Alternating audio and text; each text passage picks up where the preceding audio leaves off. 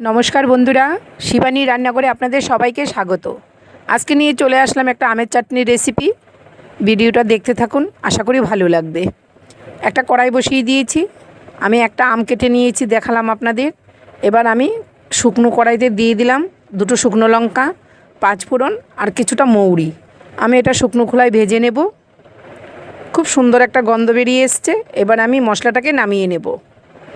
একদম শিলনোড়ায় নামিয়ে নিয়েছি। আমি এটাকে ভালো করে গুঁড়ো করে নেব।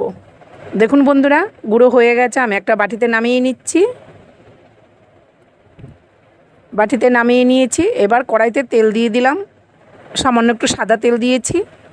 তার মধ্যে আমি ফোড়ন দিয়ে দিচ্ছি একটা তেজপাতা, শুকনো লঙ্কা আমি হাত দিয়ে মাঝখান দিয়ে ছিঁড়ে দিয়েছি, আর দিয়ে দিলাম সামান্য একটু 5 ফোড়ন দিয়ে একটু ভালো করে নেড়ে নেব। 5 ফোড়নের সুন্দর একটা গন্ধ বেরিয়ে এসছে। এবার কেটে রাখা আমটা আমি দিয়ে দিলাম। আমটা আমি ভালো করে একটু নেড়ে সামান্য লবণ আর হলুদ দিয়ে দেব। দিয়ে আমটাকে খুব সুন্দর করে একটু ভেজে নেব। আমটাকে ভালো করে ভেজে নিয়েছি, দেখতেই পাচ্ছেন। তারপরে আমি পরিমাণ মতো একটু জল দিয়ে দিলাম। পরিমাণ মতো জল দিয়ে আমি সামান্য একটু ঢেকে দেব, তাহলে আমার আমটা সেদ্ধ হয়ে যাবে। দেখুন বন্ধুরা, আমটা খুব সুন্দরভাবে সেদ্ধ হয়ে গেছে। আমি আপনাদের একটা আম ভেঙে দেখিয়ে দিচ্ছি। দেখুন, খুব সুন্দরভাবে সেদ্ধ হয়ে গেছে আমটা। এবার আমি পরিমাণ মতো চিনি দিয়ে দিয়েছি। মিষ্টিটা আপনাদের পছন্দ মতো কম বেশি করে ব্যবহার করবেন। যদি আমের টকটা খুব অতিরিক্ত হয় তাহলে চিনিটা আপনার একটু বেশিই দেবেন। যেহেতু আমার আমটা একটু কম টক আছে, তাই আমি চিনির পরিমাণটা একটু কমই দিয়েছি। তার মধ্যে কাজু কিশমিশ দিয়ে দিলাম, দিয়ে ভালো করে একটু মিশিয়ে নেব।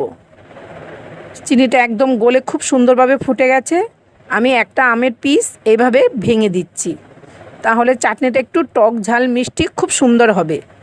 এবার ভেজে রাখা যে গুঁড়ো মশলাটা করেছি ওখান থেকে আমি 1 চামচ দিয়ে দিয়েছি, দিয়ে ভালো করে মিশিয়ে নিয়েছি। আমার আমের চাটনিটা পুরো কমপ্লিট হয়ে গেছে। এর মধ্যে আমি আর কিছুই ব্যবহার করব না। দেখুন বন্ধুরা, আমি কিন্তু এর মধ্যে কোনো শুকনো লঙ্কা ব্যবহার করিনি, মানে কাশ্মীরি লঙ্কার গুঁড়ো ব্যবহার করিনি। তাতেও কালারটা কত সুন্দর এসছে। আর এই যে আপনারা এতটা পাতলা দেখছেন, যখন একটু ঠান্ডা হবে আরও গাঢ় হয়ে যাবে। আমার এই আমের চাটনির রেসিপিটা আপনাদের কেমন লাগলো বন্ধুরা? যদি ভালো লেগে থাকে প্লিজ লাইক কমেন্ট শেয়ার করে আমার পাশে থাকবেন। ইউটিউব থেকে দেখে থাকলে চ্যানেলটাকে সাবস্ক্রাইব করে দেবেন। ফেসবুক থেকে দেখে থাকলে আমার পেজটাকে ফলো করে পাশে থাকবেন। আমি এরকম নতুন নতুন রেসিপি নিয়ে আপনাদের কাছে আবারও চলে আসব। আপনারা ভালো থাকবেন, সুস্থ থাকবেন। দেখা হচ্ছে অন্য কোনো রেসিপি নিয়ে নতুন এক ভিডিওতে। আজ আমি আসছি বন্ধুরা, টাটা।